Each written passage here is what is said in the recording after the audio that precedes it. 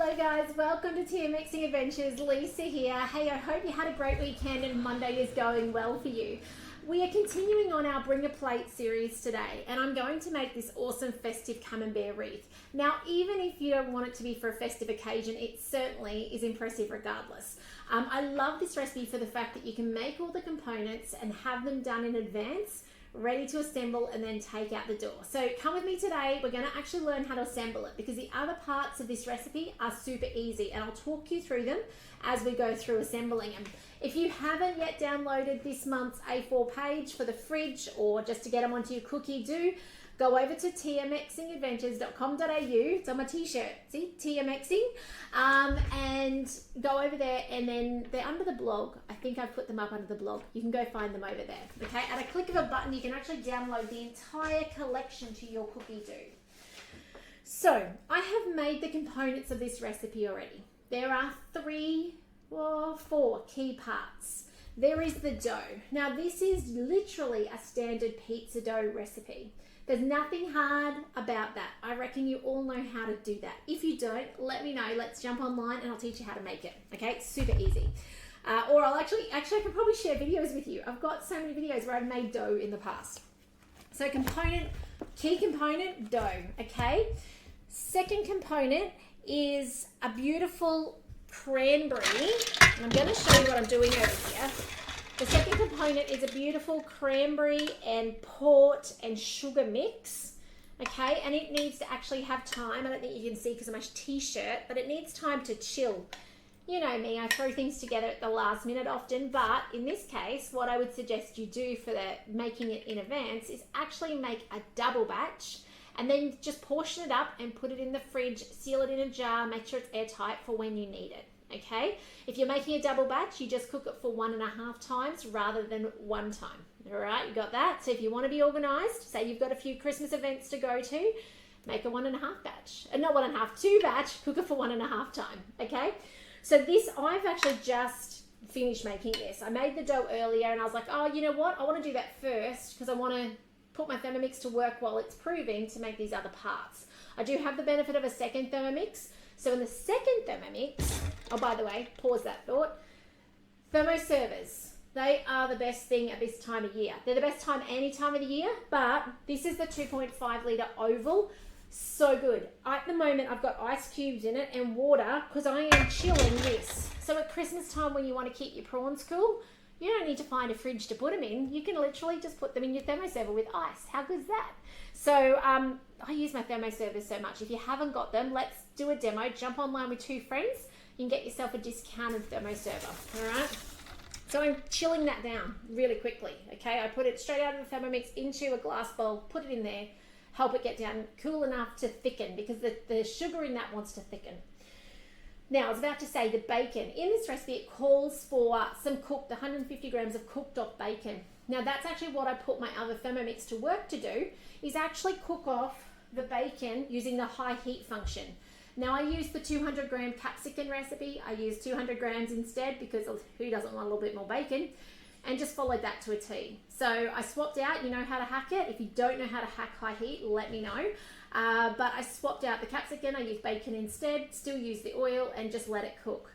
Amazing, okay? The high heat function just makes life so much easier. It is a hot day today. If I did not have that, I would have had to have stood at my barbecue or my stove and cooked that off over the hot stove. I went and actually I got washing out of the washing machine and hung it out. So that's what I did. While this was cooking and the sauce, so this was in my other thermi and that sauce was cooking in this thermi. How cool is that? So now let's look at how we put it together. So I'm going to pick up this recipe now. It is on Cookie Do, so it's really easy, but I'm going to pick it up at the assembly because the assembly is a part of this recipe where some people would go and go, oh, that looks hard. And it's not. So I want to show you today how to do that. So we're going to go straight into continue. It tells you first of all to preheat your oven. I'm going to wiggle this sideways a little bit. I'll give you the camera there. I'll read it to you anyway if you can't see that, but then you'll be able to hopefully see with this camera what I do over here. I can't wait till next year when the kitchen's done. We'll be back in a walk-in pantry with fixed cameras and you'll see everything so much better. All right, so preheat oven to 190 degrees. Line a pizza tray with a 30 centimeter one with baking paper and set aside. So I've got my rose gold from the mix shop and I've got the Thermo mat on it, okay? By the way, I think the 20% mix shop discount sale is still on. If you wanted to buy something for Christmas for yourself or someone else, get in there quick. Remember to check my name's displayed before hitting that checkout button. I truly appreciate your support. It makes no difference to the price you pay, but I get a small bonus from it. So thank you to those of you who remember to do that. Rose gold, amazing, love it. That's all I've got at this place. I really don't use anything else. I'm not going to use baking paper. I'm going to use my Thermo mat. I've got some little tricks to show you with this in a minute as well. What did I buy at the mix shop? I can see you asking. I bought the Fura cookware. So I love the big, is it cast iron cookware? That's the green. So I actually bought the entire set of those. So I can't wait for them to arrive and put them to use. I love that they can be used. I've practiced with them before, other people's ones, and use them on the stovetop and then put them in the oven. So when it comes, we regularly will cook a whole leg of lamb. And when we do that, currently I'm alfoiling it. But if you better than that is to actually first of all put it on the stovetop, sear it off, and the whole pan can go on the stovetop and sear off. And then you put your liquid in it and put it in the oven with the lid on. So no alfoil, no fussing around with other pans. I can't wait. Anyway, off topic. All right, line of pizza tray, we've done that. Divide the dough in 2 portions. So this is a beautiful recipe. The dough is well proven. You can see that it's well proven because it's actually got spider webs. Okay, spider webs are the sign that your dough is ready. You don't want to let it overprove. Just on the same token, you do want to make sure it gets to a nice proven state. If it overproves, knock it down and let it reprove. Okay, if it's not proven, you're going to really struggle to roll this out into a circle. It will just keep retracting back on you, and if you overwork it, similarly, it will retract back. By the way, if you're interested in learning more ways of using dough, making dough in your Thermomix and then making it into things, I've got my bakery challenge course on my website, okay? It's not about the how to make it in your Thermomix. That part's super easy. The Thermomix is the brains behind that, but it's what we do afterwards. And what do we do when things go wrong? That's the stuff I teach you in the cheese course, the bread course. It's actually about what happened when things go wrong. If you're brand new to Thermomix and you're watching in and you don't, you've never had help with your Thermomix, there's also a beginner course over there. There's an Easter grazing box. I know it's not Easter, but still. I was hoping to get another course out before Christmas, but I don't think it's going to happen. Time will tell. So you'll see I divided that up into 2 parts. I've got it on the big, the other one was the oven mat. This is the Thermo mat. It's in the mat duo pack you can get discounted for hosting. So I've divided it up. They're not particularly even, but they're close enough. So, rolling pin. I brought it in with me. I'm sure I brought it in with me. Oh, it's on the table. Hang on a sec. Got to go around the front. I can't reach over that far. Okay, I've got a silicone rolling pin. Any rolling pin will do. The thing I do love about working on this Thermo mat is the fact that it doesn't stick. So you don't actually, unless your dough is incredibly tacky, but if you follow the recipes, you'll be fine. But you don't have to flour it up. I really appreciate that. So divide the dough into 2 equal portions and roll out to a circle approximately 30 centimeters. So this lovely mat has some markings on it for me, so I'm going to be able to use them to do that. If you've got the original Thermo mats from years ago, which I've still got 3 of those, I love them, they don't have a circle, so you just got to guesstimate. Nothing wrong with guesstimating. Okay. Our mats get put to good use. Every Sunday night we do a pizza night.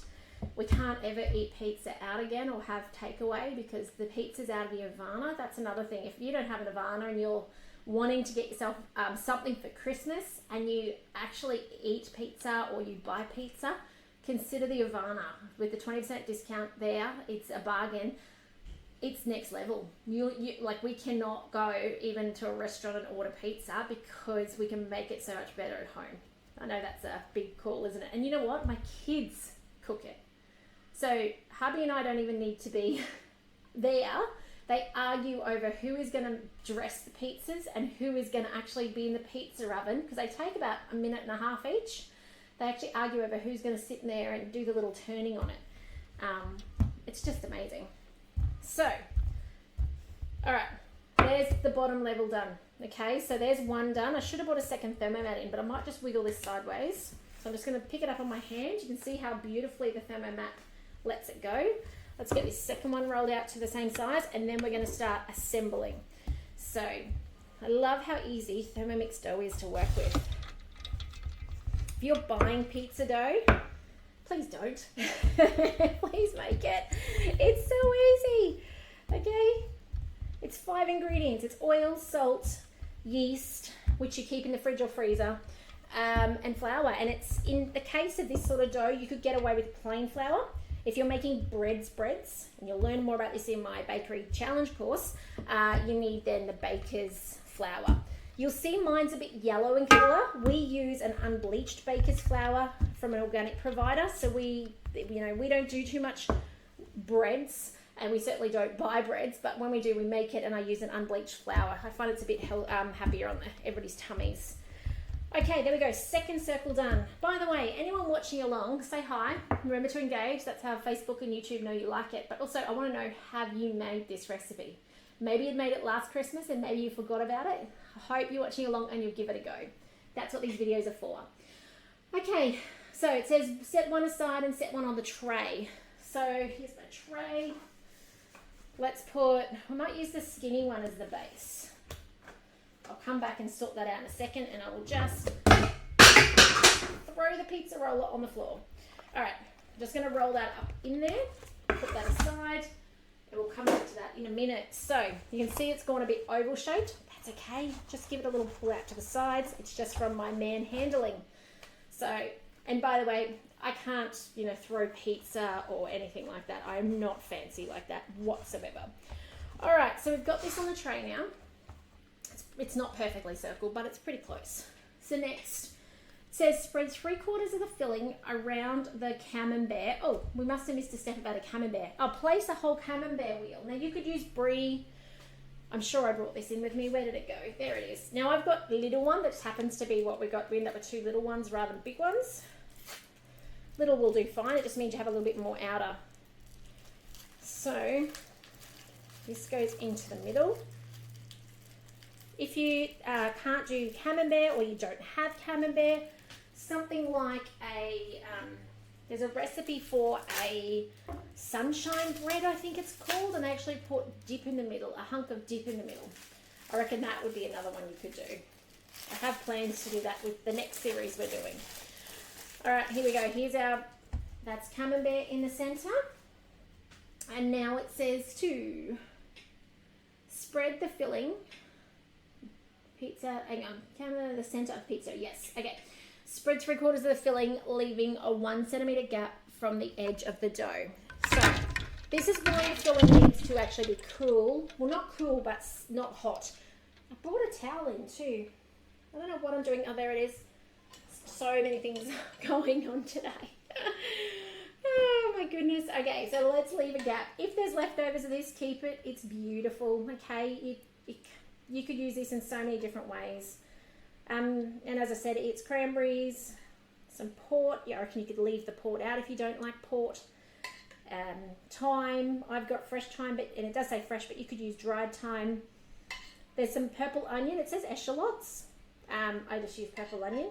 If there's leftovers, that's okay. Don't worry about it. Keep them for go away, fly, another time. Okay. Just making sure the cranberries are all enjoyed there. By the way, it calls for frozen cranberries. Didn't have any, so didn't bother. Just increase the dried cranberries to cover it. Okay. All right, leave that gap because you need to be able to seal it. Sprinkle the filling with 30 grams of shelled walnuts. Got walnuts from last year. Not walnuts. Can't read today. Pistachios. Got pistachios from last year. Anyone else tend to find they've got leftovers from the year prior? Okay, pistachios, not walnuts. Although in saying that, I reckon you could do like slithered almonds. You could do, if you can't do nuts, I reckon you could do your sunflower seeds. Like I think anything would go. I think the star of the show is your cranberries. Although if you got stuck, use raisins or sultanas. I think I did that last year or the year before. Okay, and then 3/4 of the bacon. Okay, so let's get this bacon on. It already looks very pretty. You've got the red from the cranberries, you've got the green from the pistachios, and now you've got that pink from the bacon. Some of this bacon goes on the end for serving as well. Okay, so let's put it together now. Now, if I can do this, Anyone can do it because I am an impatient, messy cook. So if I can do this, you guys can. All right, next. Place the reserved circle of dough on top of the cheese and pinch the outsides of the pizza together. All right, hopefully we made it big enough. Didn't really check that part. Okay. Get this bit off. It does look like it's shrunk a little, but that's okay. We'll give it a stretch before we put it on. You certainly want to make sure it's big enough, but see how easy it is to stretch. Make sure your pretty sides up, okay? It's probably better to be too big than not big enough. Just stretching it out. This has got a bit of a thick bit up here. All right. There we go. Beautiful, look at that. All right, pinch the edges together. So we all know how to do that. We just literally run around and pinch. All we're doing is sealing in that goodies, so that the good stuff, so that when it goes in the oven, it doesn't ooze out everywhere. Okay. Around it goes. Okay. Pinched. All right. Now we get fancy. Cut the dough directly on top of the caramelized. I can't read today, everybody. Oh, I didn't sleep well last night. Okay, cut the dough directly on top of the camembert to form 8 triangles and roll up. All right, I'm going to cut it. So all I'm doing here, you guys can see, I'm looking at where my camembert is, and you can kind of see where it is. And I'm just gently making an incision across like this, and it says 8. So we're going into 8, so that's quarters. And now we'll just go this way. Okay. Go this way. You're trying also not to bust your cheese underneath, but if you do, it doesn't matter. It'll be fine. Now we pick up a triangle. Okay, so we pick up this triangle and we actually roll it out. So we're grabbing it. Can you see that? I don't know why that top camera is so fuzzy. Out to the outside like that. Okay, we turn it a little bit. Grab the next bit. Now just a little warning, in a moment we're going to cut on like the bottom part. Be careful because you don't want to cut your thermomat, okay? So just a word of warning. At the moment, like I'm cutting on top of the cheese, it's no big deal, and I've even cut into the cheese. But in a moment when we cut the outside of this, be careful you don't cut your thermomat. I'm going to show you a little trick if I can find the bits I brought in to show you. You can see I'm just rolling this out the way. So beautiful and so easy and so forgiving. If you're looking at yours going, oh, it's looking a bit messy, when it comes out of the oven, you won't even notice. And when you then put a little bit more of your cranberries on top, if you've got remainder and some of that bacon, and then when people eat it, they will have no idea of what it started like. It's like bread rolls. Bread rolls are super forgiving. You can have a messy looking top and they just come out stunning. Okay, just rolling this out. And this one. Okay, so now that we've done that, we're nearly done. We're actually nearly finished. We just need to now make the sun's rays. Use a sharp, long knife to first cut the pizza into quarters, and then into eighths, and then we're just doing eighths. I'm just checking we're just doing eighths. No, we're doing it into 16ths. So what I brought in to do this with, I don't want to cut my thermomat. I don't want to cut through on my thermomat. I'm actually going to lift this off for a second. You can see the beauty of having a thermomat. You literally can do that. Put that aside. I want a flat surface to work with, and I've got a very thin chopping board. I'm going to slide this under the bits that I'm going to be working with. Now I'm only cutting through to the cheese, and I'm going to use my little sections here where I rolled up as a guide. Now this is the part that gets a little messy, but trust me, it's worth it.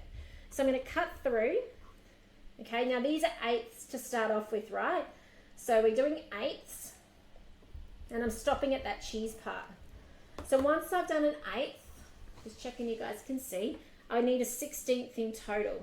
So that's when I come to here and I do this. Now this is, as I said, where it can get a little messy, and it's okay. This is where your filling is going to be seen.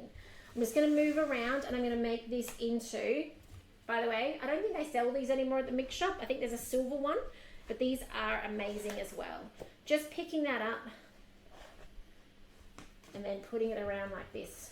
Now that bacon you can pre-cook as well. I was talking about giving you tips of pre-making. So the cranberry mix can be pre-made, the bacon mix can be pre-made. You can see I'm just prying this up to get the corner under as much as I can.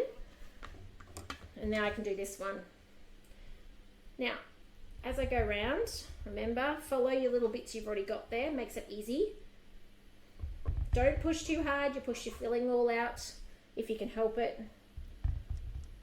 All right, you do need to get down to the bottom though, because in a moment when we start twisting, you'll want to be all the way through. Okay, for those of you who are impatient, I get it, it's me. Let me show you what we do with these ones. And I will finish this off after that for those who want to stick around to the very end. Okay, now I'm just levering this up the top. So all we do now, once we've cut the whole lot, is we then, hang on, go back. Now twist each section of dough 90 degrees. So we are literally picking this up and putting it down on its end.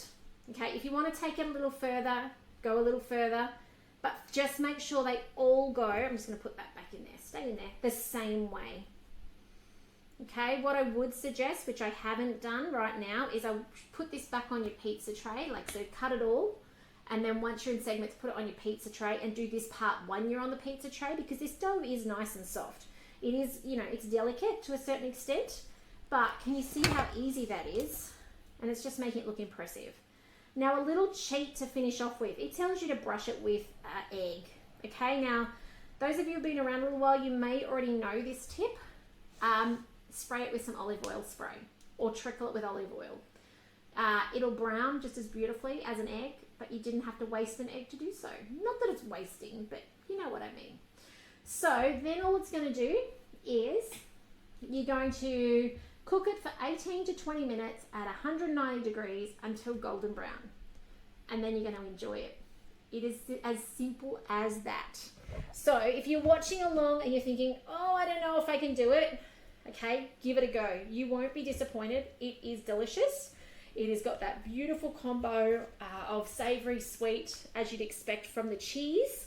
It's got that impressiveness to it, so perfect for entertaining. You know, if you're going out somewhere, as much as it's called the festive wreath, it doesn't have to be for festive. It can just be for when you need to take something out to somebody's house. You know, they might say, please bring afternoon tea. Well, here's your afternoon tea. Now, if you're gluten-free and you're watching on, gluten-free friends, I would suggest you actually make this with gluten-free pastry.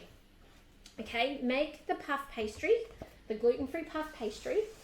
It will be a bit different, you know, it's not going to be bread-like, but it's not going to work. Gluten-free bread will not work in this recipe. It is far too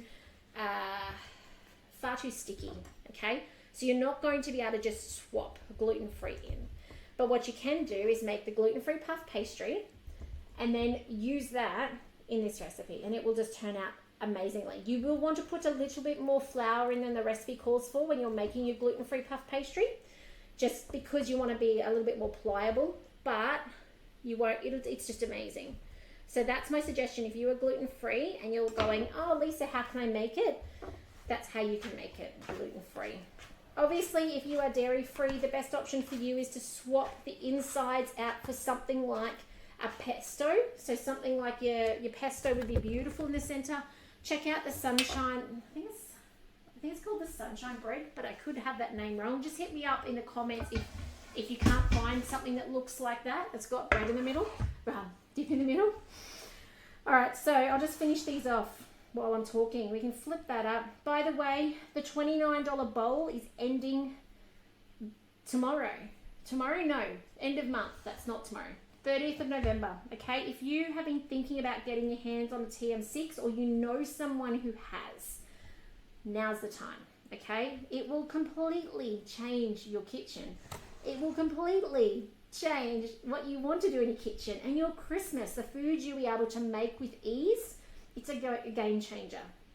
Like, I cannot stress that enough. The things that I will teach you to make, the things you will at the moment go, oh, that's too hard, that you'll be able to do. Because I couldn't cook before I had a Thermomix, okay? I would burn things. My mother-in-law, my mum would testify to that. Just don't have the attention span. So to be able to whip up these amazing foods and know they're going to work and not burn my bacon, because my Thermomix used the high heat to do it for me, it's a game changer. So just fixing that bit up there. There you go.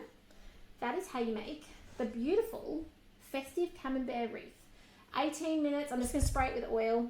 18 minutes to 20 minutes, 190 degrees till golden brown. I will share a picture. There we go. Let me just, there's a fly. We've got so many flies at the moment. I'll share a picture of the final product. Keep an eye out for that. Remember, as you're watching along, if you're enjoying it, do engage in some way. Share these videos with your friends and family who have a Thermomix, or even those who've maybe been to a demo and still deciding on a Thermomix. Maybe they've never made a decision. Send them the videos. Share it with them. Go, hey, you know how you checked out that demo and you still haven't decided? This is what else you can do with it. Because, I mean, demos are only so short anyway. Anyway, that's it from me today. I need to find something to clean my fingers with. Let me know if I can support you with your Thermomix. If you need a link to get a $29 bowl with your TM6 purchase, get in quick. You've only got a couple of days left to do so. But otherwise, I hope you give these recipes a go. I'm here to support you to get the most out of your Thermomix. Head over to TMXing Adventures. Download this series printable and get those to cookie do and start having fun with your Thermomix. But take care, and I'll see you again tomorrow for another video helping you get more out of your Thermomix. We'll see you then. Bye for now.